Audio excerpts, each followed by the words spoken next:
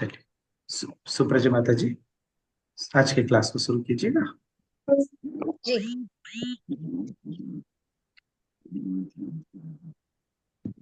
हरे कृष्णा, सभी को सादर प्रणाम।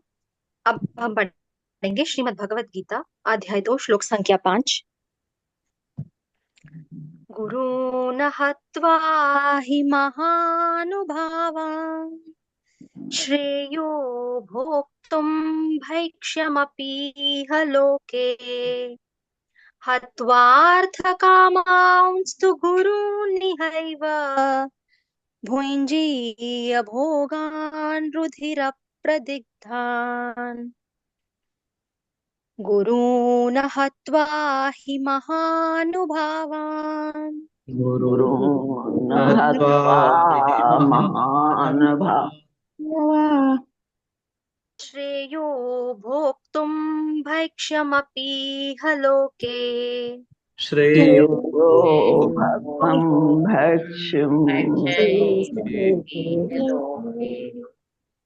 हत्वार्थकामांस्तु गुरूनिहैव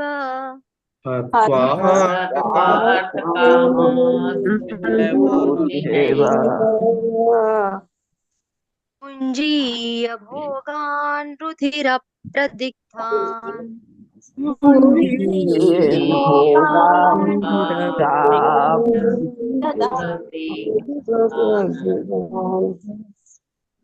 हरे कृष्णा। बहुत बहुत धन्यवाद सुप्रजा माता जी। हरे कृष्णा। राधा रानी माता जी, आपका अनुवाद रिपीट करवाइएगा। हरे कृष्णा प्रभु जी, सभी को सादर प्रणाम। अनुवाद श्री श्री प्रभुपाद की।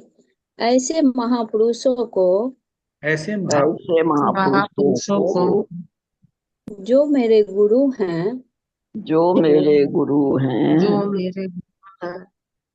उन्हें मार कर मारकर जीने की अपेक्षा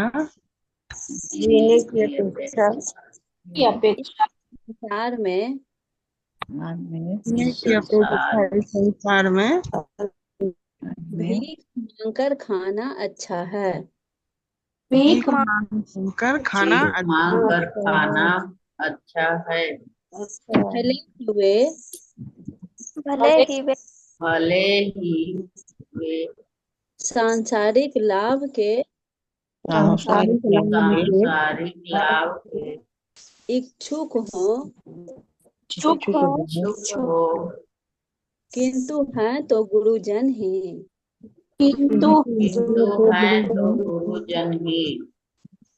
यदि उनका वध होता है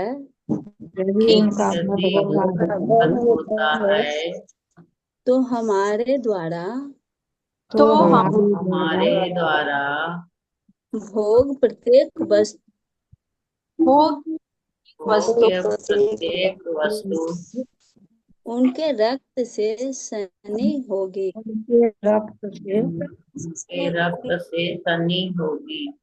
हरे कृष्णा। हरे कृष्णा।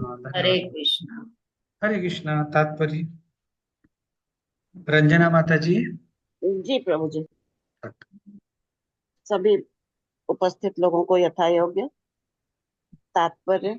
शास्त्रों के अनुसार ऐसा गुरु जो नित्यम कर्म में रत हो और जो विवेक शून्य हो त्याज्य है।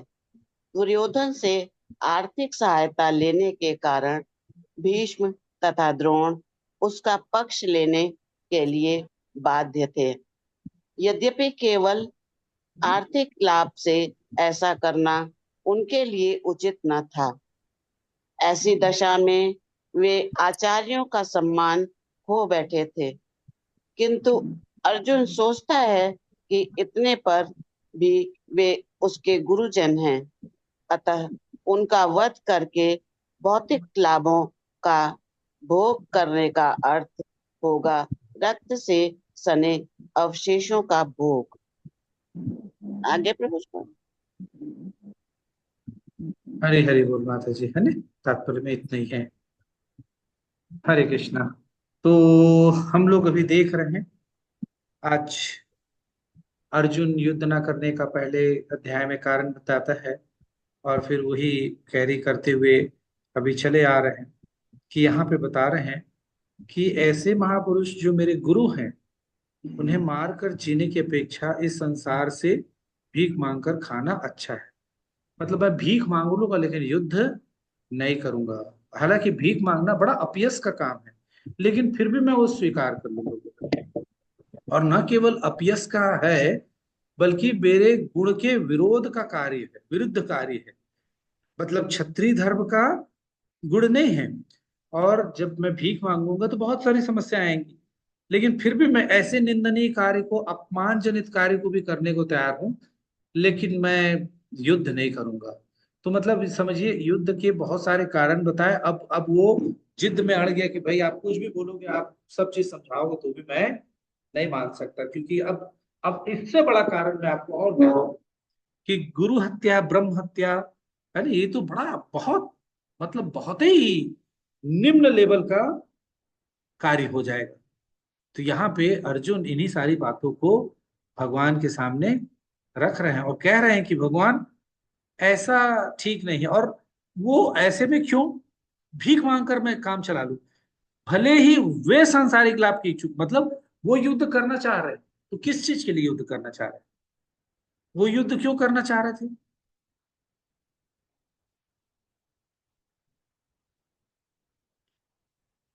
क्यों युद्ध करना चाह रहे थे, कोई बताएगा?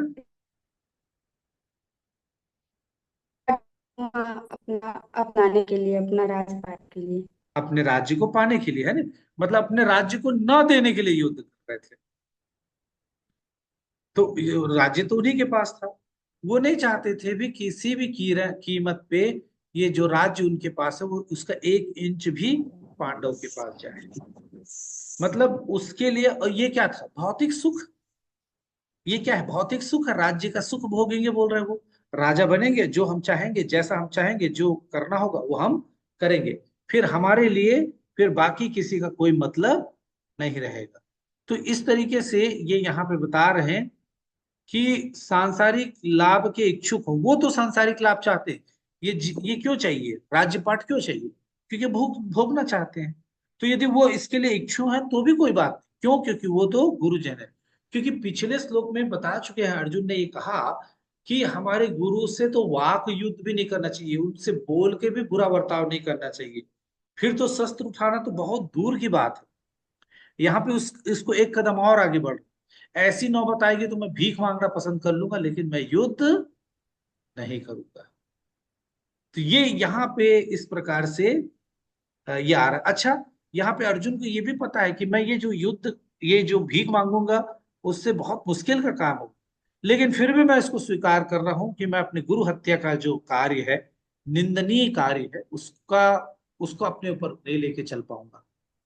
हालांकि भीख मांगना भी मेरे लिए उतना ही तुच्छ काम है, मरे हुए से भी बड़ा, लेकिन उसमें कोई दुख नहीं है कि मैं अपने स्वाभिमान की रक्षा के लिए भीख मांगता हूं। लेकिन जब मैं क्या करूंगा, गुरु की हत्या करता हूं, तो इसका तो कई हजार वर्षों तक, इसको जन्मों तक मुझे क्या करना पड़ेगा, उसको भोगना पड़ेगा। और मैं ये सुन नहीं पाऊंगा कि कोई कहेगा कि गुरु हत्यारा आ गया है। तो इसलिए यहाँ पे अर्जुन क्या कर रहे हैं, बहुत विरोध कर रहे हैं कि ऐसा कुछ नहीं होगा। तो इस श्लोक में एक्चुअल में हम लोग 3 मुख्य बातों पे हमारा क्लास जो है वो चर्चा होगा। तो पहली बातें जो है वो ये है कि अपने सगे संबंधियों एवं गुरु की हत्या करने के बजाय भीख मांगकर जीवन यापन कर लूंगा बोल रहे हैं। क्योंकि वे लोग भोग विलास की वस्तु के लिए उनकी हत्या करना बहुत ही घृणित कार्य है। अर्जुन ये बोल रहे हैं कि मुझे ये राज्य मिलेगा, मैं युद्ध करूंगा और वो मारे जाएंगे और मुझे राज्य मिलेगा, लेकिन ऐसा राज्य नहीं चाहिए जो मेरे भाइयों, मेरे चाचा, मेरे गुरु, मेरे ताऊ के खून से सना हुआ राज्य नहीं चाहिए। ऐसा राज्य को नहीं भोगना मुझे। तो ये यहाँ पे बोल रहे हैं, मैं ऐसा कुछ नहीं करना चाहता। मैं क्या कर दूंगा, राजपाट छोड़ता हूं और लो आप ही लोग सब, मैं, मुझे कुछ नहीं चाहिए आप लोगों से, है ना। तो और मैं क्या करूंगा, मैं जंगल चले जाऊंगा भैया, मैं मांग के खा लूंगा, अपने घर भाई बहन जो लोग भी घर के हैं, सबको मैं जीवन यापन उनका भिक्षा करके करवा दूं। मतलब सोचिए, इतनी बड़ी बात कर रहे हैं। हम में से कौन है, कितने लोग हैं समर्पण। हम लोग तो 10-20 हजार रुपए के लिए हमारी इतनी लड़ाई हो जाती है कि किसी का मुंह नहीं देखते, है ना। तो यहाँ पे वो पूरा जीवन देने को तैयार है, सोचिए। और ये यहाँ पे एक बहुत सुंदर बात निकल के आई कि आज क्षत्रिय धर्म का पालन करने में समस्या आई। आज आपको क्या प्रॉब्लम आया कि युद्ध कर रहे हो तो आपके सामने ऐसे आ गए जो आपके परिवार के हैं, आपके गुरु हैं, आपके रिश्तेदार हैं, तो आप नहीं करना चाह रहे। मतलब एक समस्या आया तो आप भिक्षु का जीवन जीने के लिए तत्पर हो गए। तो ये क्या सही तरीका है कि कल आप भिक्षा मांगोगे तो फिर कोई समस्या आ जाएगी, तो फिर वो भी छोड़ दोगे, फिर तीसरा धारण करोगे, फिर वहां पे कोई समस्या आ गई, तो कब तक जीवन से भागते रहोगे। इसको कहते हैं जीवन से भागना। समस्या का समाधान नहीं ले रहे हैं आप तो भाग रहे हैं, भाग रहे हैं। तो यहाँ पे इसीलिए कह रहे हैं कि आप भाग रहे हैं। और भिक्षा मांगना इतना आसान होता तो सब भिक्षा ही मांग लेते।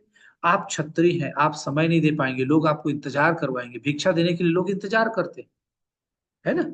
और फिर आपको अपमान करेंगे कि क्या मोटे ताजे हट्टे कट्टे हो, क्या भीख मांग के काम चला रहे हो, तमाम प्रकार का सड़ा गला चीज मिलेगा।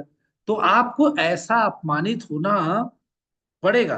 तो क्या आप इन सब चीजों को सहन कर पाओगे। एक क्षत्रिय होने के कारण इन सारी बातों को सहना, सुनना बहुत तकलीफ, बहुत पीड़ादायक है। तो इसलिए ये आप नहीं कर पाओगे तो फिर क्या करोगे, आप तलवार निकालोगे और मार दोगे सामने वाले। तो देखिए, आप अपने धर्म से ऐसे ही पदच्युत हो और पाप कर्म में अपने आप संलग्न हो जाओगे। फिर यहाँ पे जब आप बहुत, यहां से हमको क्या सीखने मिला, यहां से हमको एक चीज बहुत सुंदर सीखने मिली कि अर्जुन यहाँ पे बहुत शोकाग्नि है, बहुत शोक में है। मतलब इतना कि पूछिए मत। तो बहुत ज्यादा दुखी हो तब किसी को कोई बात नहीं कहनी चाहिए, मतलब कोई निर्णय में नहीं पहुंचना चाहिए, समय ले लेना चाहिए। बहुत इंपॉर्टेंट बात है ये, आजमाया हुआ बात है, मैं आप लोग के बीच में रख रहा हूं कि ये यहाँ पे अर्जुन की स्थिति क्या हो गई। अर्जुन की स्थिति ये हो गई है कि अब वो भीख मांग नहीं सकता और उधर युद्ध नहीं कर पा रहा है। तो ये संशय की स्थिति में वो खड़ा है। और जब वो संशय की स्थिति में था, साथ में बहुत दुखी था, तो उसने एक निर्णय लिया कि मैं युद्ध नहीं करूंगा और मैं क्या कर लूंगा, भीख मांगूंगा। तो दुखी रहता आदमी, तब उसको कोई किसी निर्णय में नहीं पहुंचना चाहिए।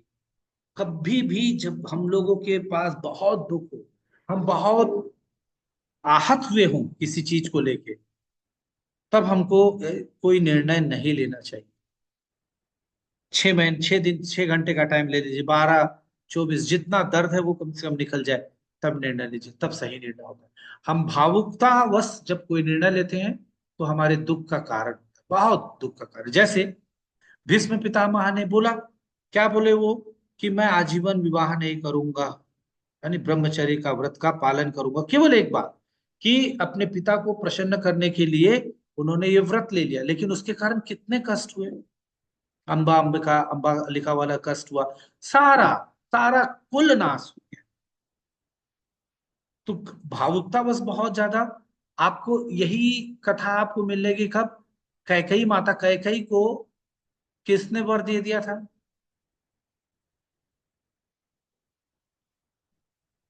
माता दशरथ जी ने। दशरथ जी ने कब दिया था। जब कैकेयी जी ने उनका युद्ध में साथ दिया था।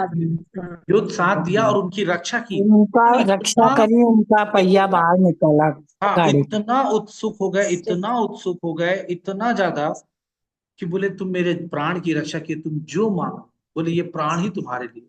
और वास्तव में प्राण ही ले लिया उनने, है ना। प्राण था और उन्होंने उससे फिर क्या कर लिया, प्राण ही मांग लिया।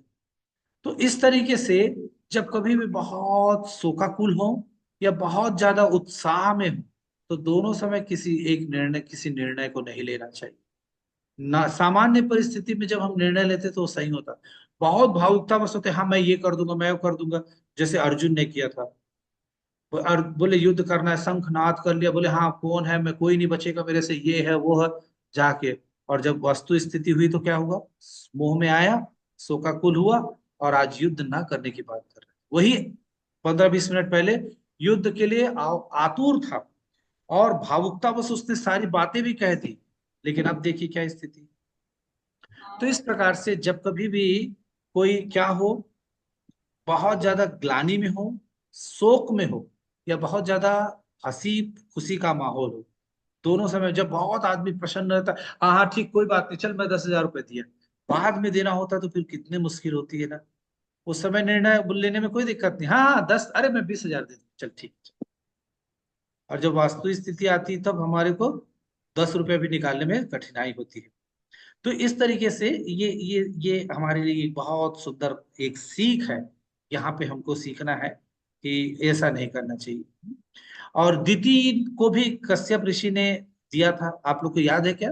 दीदी दीदी कश्यप मुनि का बहुत सत्कार करती, बहुत पैर दबाना, उनके सब प्रकार के, उनके दिनचर्या में उनको जितना सहायक की जरूरत है इतना बेहतरीन तरीके से करती हैं दीति कि पूछिए। और कश्यप ऋषि इतना प्रसन्न होते हैं, इतना प्रसन्न कि क्या बताओ, खूब खुश हो जाते हैं और बोलते दीदी से तुम मांगो कुछ।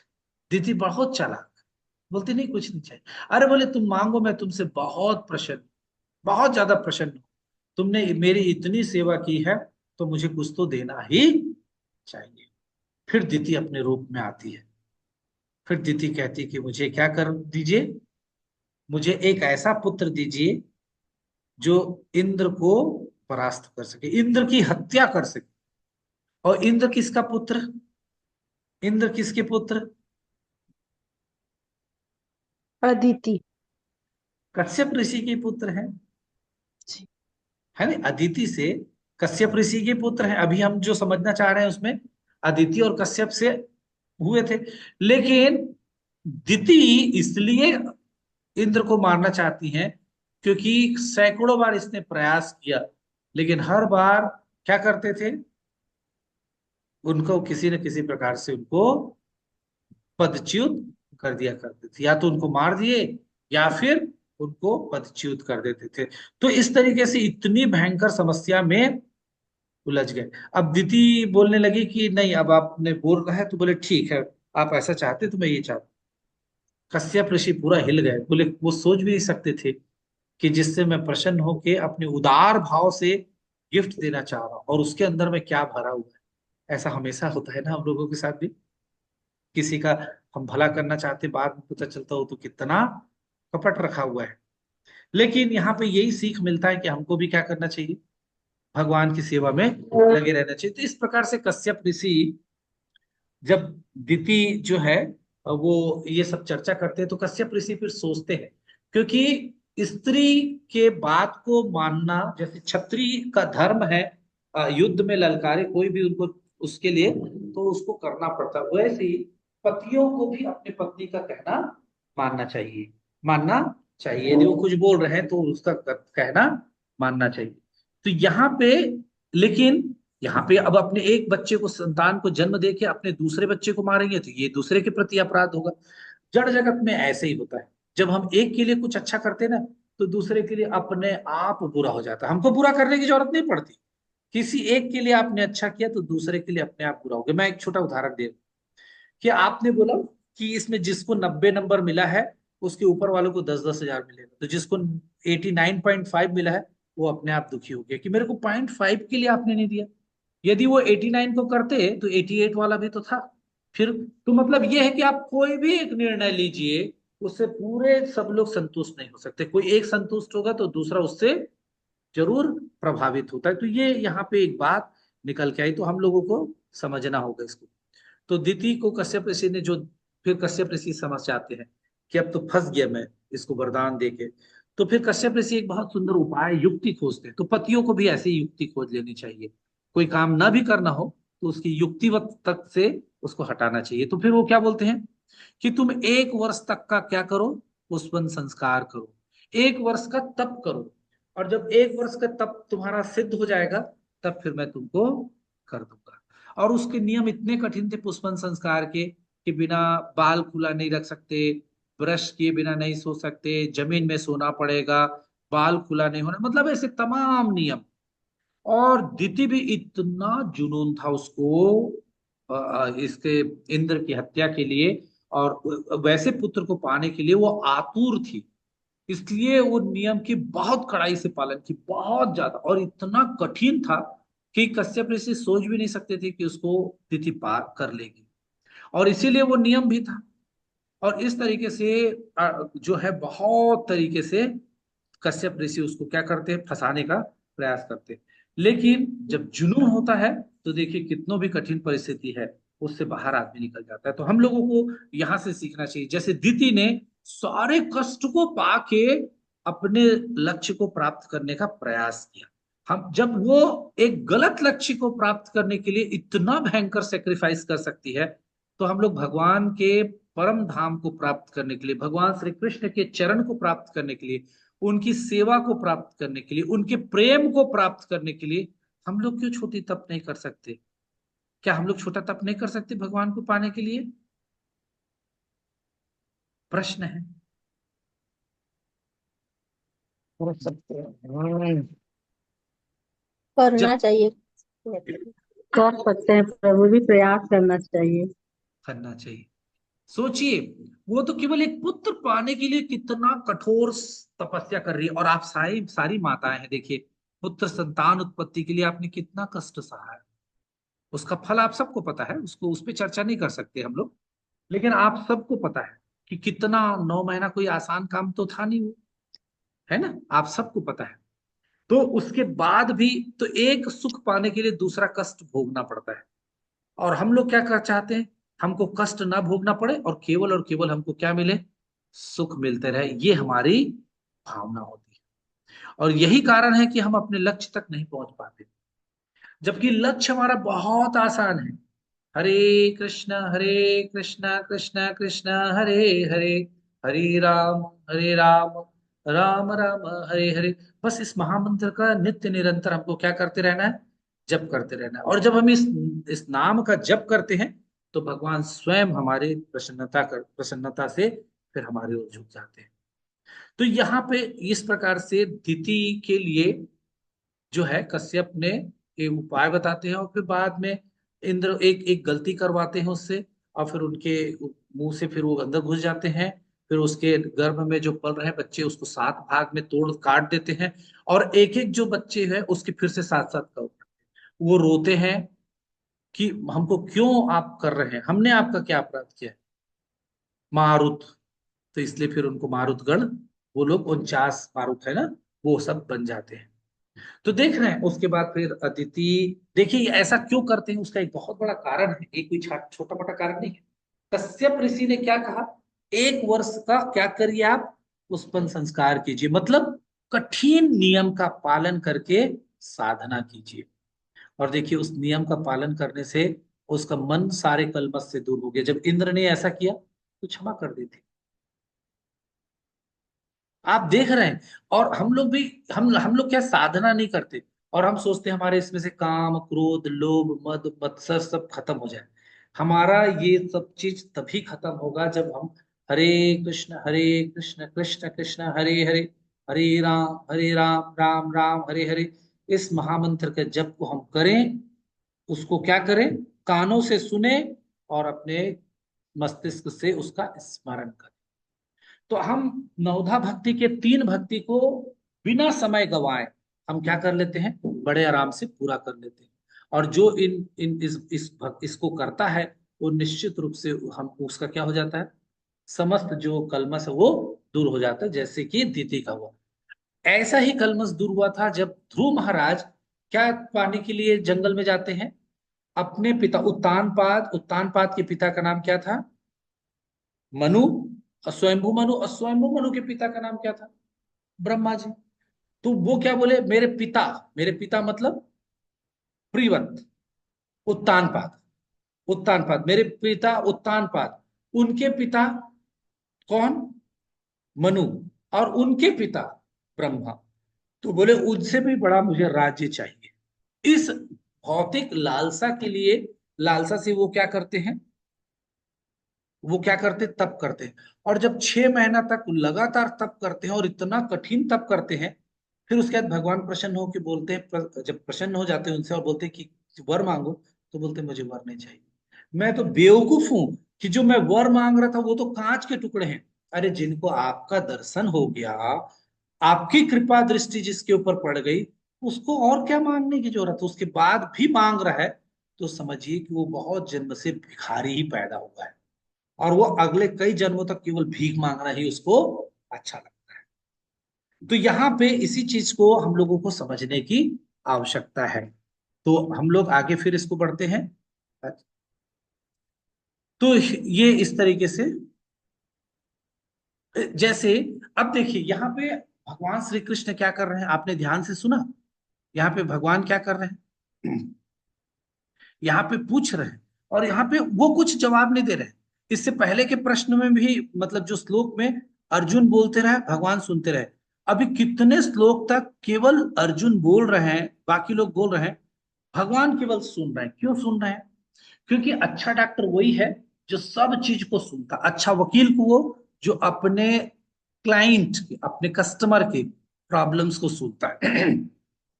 जो जितना अच्छा प्रॉब्लम को सुनता है वो उसके उतने अच्छे निर्णय में पहुंच पाता है।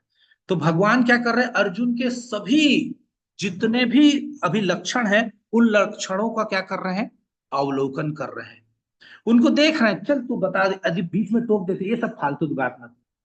हम लोगों को क्या सीखना चाहिए, ऐसी जब कोई अपनी समस्या बताती है तो उसको, अरे ऐसा नहीं, ऐसा ऐसा कर लो, अरे आप कुछ भी बोलो नहीं। जब सामने वाला कोई बात कर रहा है तो उसको अपनी पूरी बात कहने का पूरा अवसर देना चाहिए। जब वो पूरी बात, यदि बीच में कुछ जरूरी काम है तो उसको बोलना चाहिए कि ऐसा ऐसा है, प्लीज इसको ऐसा कर लीजिए। तो यहाँ पे हम लोगों को क्या सीखना है कि जब वो अब पूरी तन्मयता के साथ अर्जुन बता रहा है कि मेरे क्या क्या प्रॉब्लम्स हैं।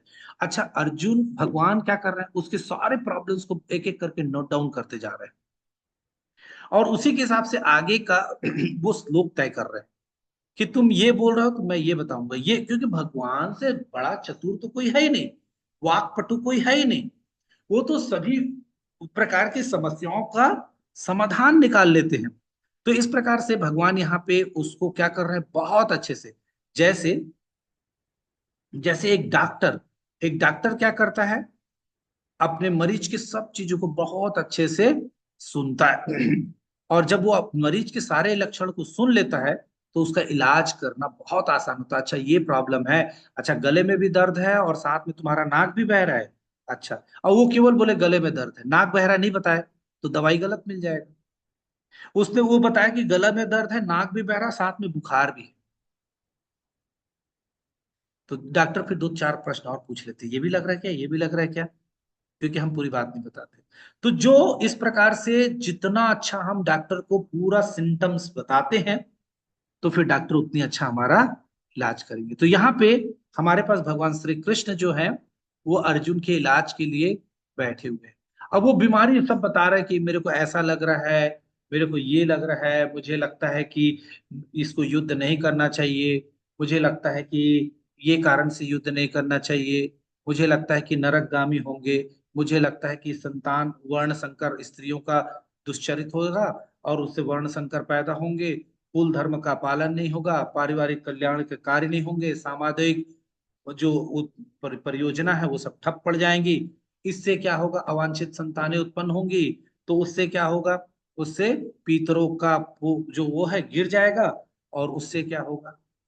तो ये इस तरीके से आप हम लोगों ने देखा था कि पूरा सीरीज प्रॉब्लम्स के अर्जुन क्या है, अर्जुन जो है वो भगवान के सामने रख रहे हैं। लेकिन यहाँ पे भगवान सब ध्यान से सुनते हैं और अंतिम में उसको क्या करेंगे, उसका इलाज भी दे देंगे। दूसरा बहुत इंपॉर्टेंट पॉइंट इस श्लोक में है वो कि उन्होंने हमें जीवन में सिखाया है। किन लोगों ने, यहाँ पे वो किन की चर्चा हो रही है, किन की चर्चा हो रही है यहाँ पे? गुरुओं की। हाँ बहुत सुंदर, गुरु और पितामह। तो पितामह भी गुरु हैं, क्योंकि हम लोगों ने देखा था पहले के श्लोकों में कि पितामह से वो बहुत, जब कभी भी व्यक्तिगत रूप से किसी चीज में उलझते थे तो भीष्म पितामह के पास जाके और उनसे उनके जीवन का लाभ लेते, उनके अनुभव का लाभ लेते और सही निर्णय तक पहुंचा करते थे। तो ये गुरु ही हैं। और गुरु हत्या सबसे बड़ी हत्या है, तो इसलिए वो बोल रहे हैं कि गुरुओं को, ऐसे लोगों को मारूं जो, वो लोग भले भौतिक सुख चाह रहे हो लेकिन मैं, वो समझदार नहीं है तो क्या, मैं तो समझदार हूं, वो मेरे गुरुजन है। इतना होते हुए भी कम से कम वो गुरु है। जैसे बोलते हैं ना, माँ बाप है भाई, छोड़ दो, जान दो, कितनों भी है तो माँ बाप है। इसका मतलब क्या है कि वो कितनों भी और गलत काम कर सकते हैं, लेकिन हम लोगों को उनको कुछ बोलने का अधिकार नहीं है। माँ बाप है भाई, जन्म दिए हैं ऐसा करके। तो यहाँ पे यही चीज बता रहे हैं। तो वो ये सपोज हमने उनको मार के हमने क्या कर लिया, सपोज हमको राज्य मिल गया, तो वो राज्य मैं कैसे भोगूंगा? मैं जब कभी भी उस राज्य को भोगना चाहूंगा तो मुझे क्या याद आएगा? मेरे ताऊ, मेरे भाइयों का खून से खून करके मैंने इसको पाया है। तो मतलब मैं रोज तिल तिल कर मरूंगा, एक बार नहीं मर रहा हूं, मैं रोज तिल तिल कर मरूंगा। जब भी मैं शासन करूंगा, जब भी बैठूंगा, तो बैठने का अधिकार कब मिला मुझे? क्योंकि वो मरेंगे तभी मुझे बैठने का अधिकार। तो अपने परिवार के सदस्यों को मार के मुझे इस प्रकार का कोई भौतिक सुख नहीं चाहिए। ये अर्जुन यहाँ पे अपनी बात को स्पष्ट रूप से और कितनी सत्यता के साथ और कितनी ईमानदारी के साथ अपनी बातों को रख रहे हैं। हम लोग में से कितने लोग हैं जो बहुत प्यार से बताते हैं कि प्रभु मेरा जप ठीक से नहीं हो रहा है, प्रभु जी मैं मेरा माला ठीक से नहीं हो रहा है, प्रभु जी मेरे मुझे भगवत गीता में नहीं समझ में आ रहा है, प्रभु जी जीवन के इस लक्ष्य को कैसे प्राप्त करना है। कभी कोई चर्चा नहीं होती ना। हम कभी बात भी किसी से करते हैं तो हम कभी इस बारे में चर्चा नहीं, हम अपनी बात भी नहीं बताते, उससे पूछते भी।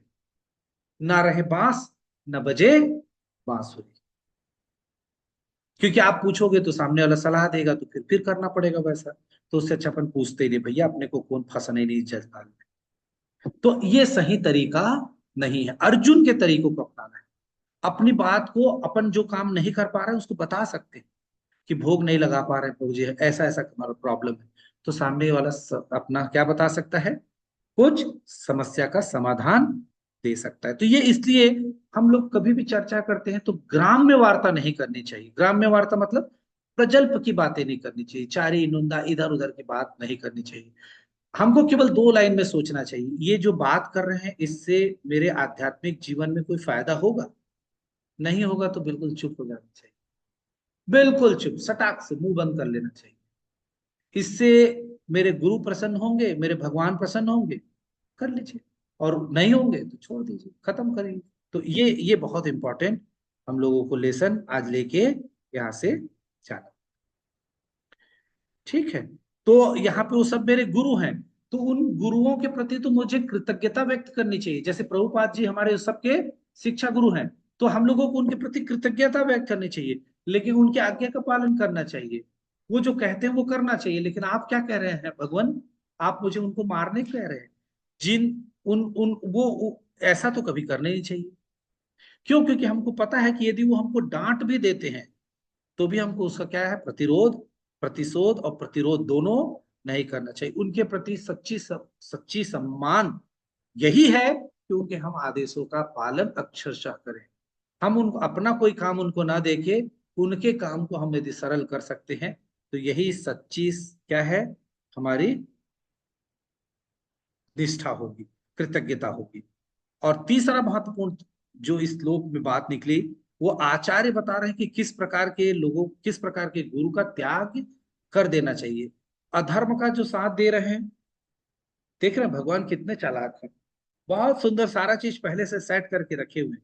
बोले अधर्म का साथ दे रहे हैं, है नी, आपके गुरु और पितामह दोनों किसका, अधर्म का साथ दे रहे हैं, तो इसको छोड़ सकते।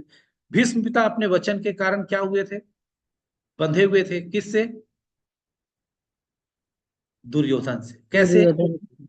क्यों बंधे हुए थे? क्योंकि क्या व्रत लिया था उनने कि मैं आजीवन क्या करूंगा, हस्तिनापुर के सिंहासन के लिए अपने कर्तव्य का निर्वहन करूंगा। तो देख रहे हैं उनके एक उसने क्या कहां तक ले गया, कितनी परेशानियों का सामना करवाना पड़ा। तो ये इस प्रकार से यहाँ पे बात निकल के आती है। और दूसरा द्रोणाचार्य का तो आप सबको पता है, हम लोगों ने द्रोणाचार्य जी की कहानी जब सुनी थी तब हम लोगों को पता है ना कि द्रोणाचार्य बहुत गरीब होते, उनके बच्चे को दूध तक पीने नहीं मिलता था। फिर वो ये सब हम लोगों ने सुना ना, फिर कितना अपमान हुआ उनका, द्रुपद के यहाँ गए थे। फिर इस तरीके से द्रोणाचार्य जब बहुत गरीब थे तो ये कौरव वंश, पांडव वंश, इन्होंने ही उनको क्या दिया था, अपने यहाँ काम दिया था। और इसलिए वो कृतज्ञतावश उनको कभी अपने पूरे जीवन में छोड़ नहीं पाए। तो देखिए किसी ने यदि एहसान किया है तो उसको चुकाने में कितना महंगा पड़ता है, सोचिए, है ना। आगे हम लोग और बेहतरीन चीजों की चर्चा करेंगे, अभी ये बाहरी कारण बता रहे हैं। आंतरिक कारण तो अद्भुत है, वो तो जब आप सुनेंगे तो गदगद हो जाएंगे। ये बाहरी कारण है कि द्रोणाचार्य अब उनसे मदद लिए थे, धन लिए थे, इसलिए नहीं छोड़ पा रहे थे। ठीक है ना। तो अब हम लोग बाकी चर्चा तो कर चुके थे, गुरु का त्याग कब कर सकते हैं, कब नहीं कर सकते, है नहीं, वो पतित हो जाए, और ये सब चर्चा तो हम लोग पहले कल के क्लास में कर चुके हैं, तो इसलिए उसमें ज्यादा और चर्चा नहीं करेंगे। भीष्म पितामह, भीष्म पितामह को आप सब जानते हैं। भीष्म पितामह 12 महाजन में से एक है। और महाजन कौन है? जो भगवान के परम पार्षद है, जो भगवान को नित्य जानते हैं, भगवान के बारे में सब कुछ जानते हैं, ऐसे है महाजन। तो ऐसे कैसे हो सकता है कि वो किसका पक्ष लें? दुर्योधन का। ऐसे कैसे हो सकता है? आप में से कोई बताएगा कि भीष्म इतने ज्ञानी शास्त्रज्ञ थे? अभी देखिए, मृत्युशैया पे हैं और युधिष्ठिर महाराज को लेके आके ज्ञान दिलवा रहे हैं। मतलब आप सोचिए कि भगवान भी उनके शास्त्रार्थ का क्या करते थे, लोहा मानते। तभी तो वो खुद ज्ञान दे रहे हैं, लेकिन वो दुर्योधन क्या कर रहे हैं? भीष्म पितामह के पास लाके ज्ञान दिलवा रहे हैं। तो भीष्म पितामह ऐसे क्या हुआ, ये कारण को छोड़ के, कि वो भगवान के तरफ ना लड़के भगवान के विरुद्ध में लड़। हम लोगों ने चर्चा की थी इसकी चर्चा हम लोगों ने पहले के क्लास में शुरू शुरू में की थी। आप लोग को याद आ रहा है किसी को? हरे कृष्णा प्रभु जी। जी। अ, शायद ये था क्या कि उनको भगवान के हाथों से मोक्ष ले मतलब चाहिए था, इसलिए उन्होंने उनको तो इच्छा मृत्यु को वरदान था इच्छा माता जी। मृत्यु का। हाँ वो तो इच्छा मृत्यु को वरदान था, वो तो जब चाहते तब कर लेते। और भगवान ने तो न मारने का वो व्रत लिया था। हाँ हाँ हाँ हाँ। तो है नहीं, और कोई हाँ बात?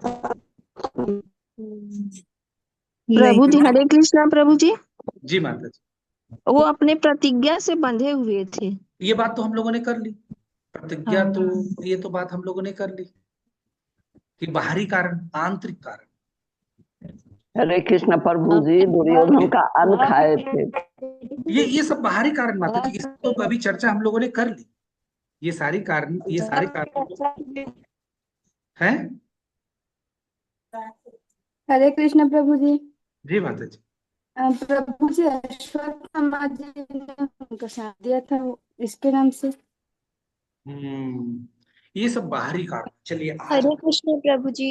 ये हो सकता है कि उन्हें मतलब उन्हें कोई रीजन चाहिए था इस शरीर को त्यागने के लिए, और ये एक अच्छा रीजन हो गया था क्योंकि वो अपनी प्रतिज्ञा से भी बंधे हुए थे, जिसके मतलब इससे उनका मतलब प्रतिज्ञा भी नहीं टूटता और उन्हें मतलब अपने शरीर को त्यागने का अवसर मिल जाता। बहुत सुंदर, बहुत सुंदर, नो डाउट, बहुत सुंदर, बहुत बढ़िया, गुड।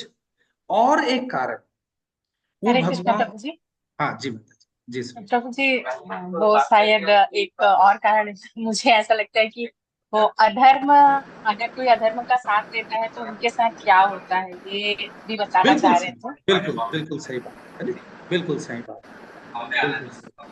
और कर्तव्य से बंधे हुए थे प्रभु जी, ये दो कारण। बाहरी कारण अगर देखूं तो कर्तव्य से बंधे हुए थे कि वे मतलब उस कहना चाहिए हस्तिनापुर का या राजा का नमक खा रहे थे, एक प्रकार से ये कह सकते हैं। और दूसरा बिल्कुल सही, बिल्कुल सही, आपकी दोनों बातें बिल्कुल सही है ना। निशि माता जी क्या है, नैनसी माता जी, आपकी भी बात सही। एक और कारण, ये कारण क्या है मालूम? भगवान यदि पांडव की तरफ से लड़ते तो भगवान का दर्शन ना हो पाता। और वो क्या थे? 12 महाजन थे। महाजन कौन होता है? जो दिन भर किसका स्मरण करता है? भगवान का। और अभी भगवान के विरुद्ध लड़ने से क्या हुआ? वो पूरे टाइम किसका दर्शन कर रहे थे? भगवान को याद कर रहे हैं। पूरे टाइम भगवान का दर्शन कर रहे थे और पूरे टाइम भगवान के चिंतन में थे। हम लोगों ने एक कारण और पढ़ा था, आप लोग को याद होगा, जब हम लोग किए थे, कि भगवान जो युद्ध कर रहे थे, और जो माता जी सुनीता माता जी बोल रही थी कि वो इतने बलशाली थे कि भगवान मतलब उनको दिखाना चाह रहे थे कि आप कितनों शास्त्रार्थ हो, धर्मशास्त्री हो, बलवान हो, सब कुछ हो, लेकिन यदि आपने अधर्म का साथ दिया तो आपकी क्या दुर्गति होनी है, ये जानते हैं। तो ये हम लोगों के लिए सीख है कि हम अधर्म का साथ दे रहे हैं तो हम कितनों भी सोच ले हमारी क्या गति होनी है, ये यहाँ से समझ में आता है।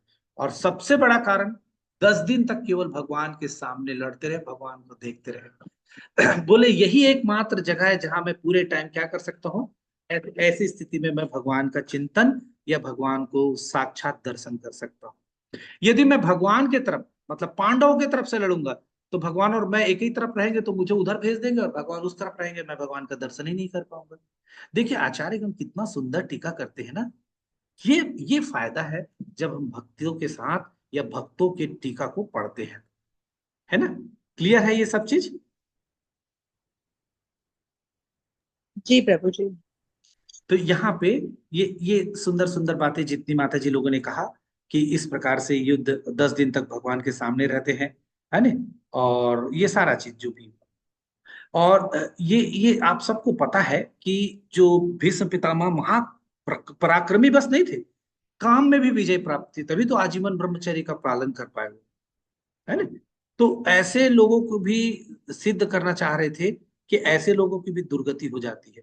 और द्रोणाचार्य तो महान गुरु, महान शास्त्र विद्या में महारथी थे, उसके बाद जो इनकी गति हुई वो इस प्रकार से। एक और सुंदर चर्चा में एक और बात को हम लोग ले लेते हैं, और वो ये है कि इस यहाँ पे क्या लिखा है, गुरुन हत्वा ही महानुभावन। इसको कुछ आचार्यगण कैसे पढ़ते मालूम, गुरुन हत्वा हिम अनुभावन। हिम को एक साथ कर देते। हिम का मतलब क्या होता है? हिम का क्या अर्थ है? बर्फ। बर्फ।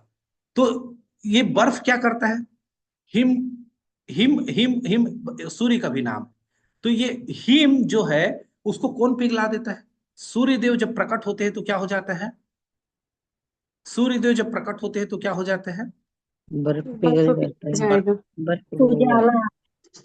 तो यहाँ पे ही का प्रयोग क्यों किया गया? तो गुरु अर्थकामी है, फिर भी वो क्या है? महानुभाव है।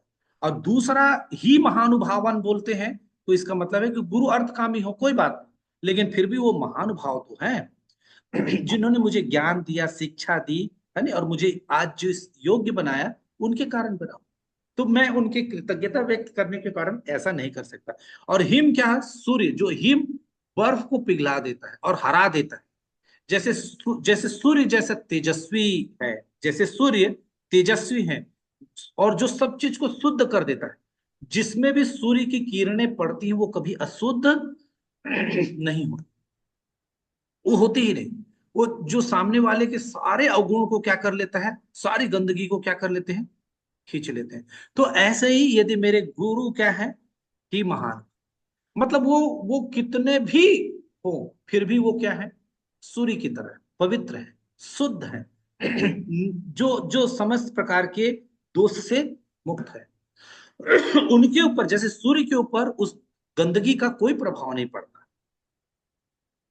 जैसे हम लोग जानते हैं सड़क पे कितने लोग मलमूत्र त्यागे रहते हैं, कुत्ते, बिल्ली, घोड़ा, सब, और उस पे सूर्य की किरणें पड़ती हैं और वो सारी पवित्र हो जाती है, देखिए। लेकिन सूर्य के ऊपर उस मल का कोई प्रभाव नहीं पड़ता। सूर्य कभी अशुद्ध नहीं होता, वो जाके नहाने नहीं जाते कभी। उसी प्रकार ये गुरु और द्रोण और भीष्म है जो अशुद्ध हो ही नहीं सकते, वो एक हिम की तरह है। ये यहाँ पे बताने, देख रहे हैं एक एक श्लोक में एक एक अर्थ का, एक एक शब्द का कितना डीप मीनिंग है ना। तो ये यहाँ पे इस तरीके से बता रहे हैं कि वो एक सूर्य की भांति हैं मेरे गुरु जो हैं, और वो इस तरीके से।